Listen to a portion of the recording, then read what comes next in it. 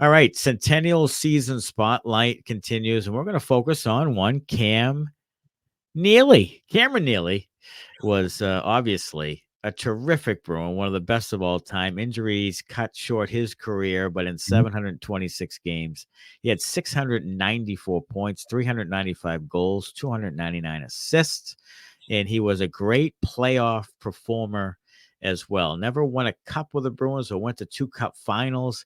89 points in 93 uh, playoff games, including 57 goals in 93 playoff games.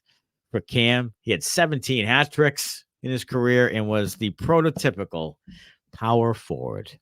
Yeah, I think that he was the one that they coined the term after, right? Yeah, he was. Yeah, He was the it was him. original, the The OG, original power forward. the Yeah, the OG, OG.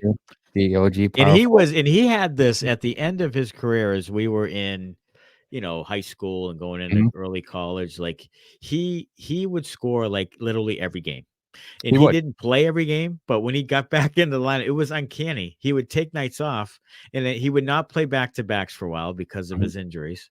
But then he would go into the lineup and score at least a goal, like every single time. It was Well, unbelievable how much he he had scored. the 50 and 44, right? Yeah, 50 and 44 against the Capitals. It was a hat trick. Yeah, I was at the game. yeah, It was a hat trick to score his 50th in 44 games. And that was at a time where he wasn't playing every game. right. And he would just come in and just score goals. And Yeah, he had, Craig Janney was an excellent playmaker, and of course sure. Adam Oates was one of the greatest of all time. So that Mhm. certainly helped.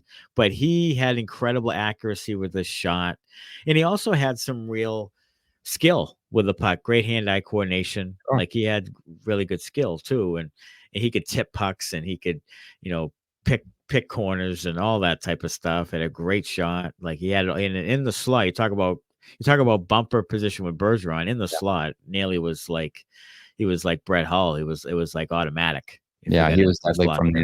there, and he could So it beat was the great. living bag out of you too. He could. He could just knock If you you, nuts in the next week. yeah, There's I no mean, if you doubt. looked at him the wrong Yeah. way, he was going to Yeah. beat the living bag out Oh of my you. God. He would get really angry. You think he's angry on the ninth floor when the Bruins lose. He would Yeah, get really angry yeah. on the To ice. go back and Yeah. watch some YouTube highlights Oh of my God. on hockey fights and Oh some yeah. other things if you want to Oh see a yeah. guy with some blood running through his veins, some I anger. mean, he had a fight with I wonder it was maybe it was Rick Tocchet or someone that was just like a bloodbath. Yeah, Of course, he was after Alf Samuelson. One time he sure. grabbed him after Alf tried to injure him for his, and it really ended his career eventually. Yeah. And I thought he was going to kill him. I really thought he Mhm. was going to kill him on the ice that night. And but he was such a gifted player too. And talk about, I mean, he was traded for Barry Peterson. Mhm. Bruins also got the pick. They got Wesley, right? Is that what it was? Yeah. I believe so. Yeah, I think it was a pick they got Wesley too. So that was a great trade for Boston, even though Barry Peterson was a really great player.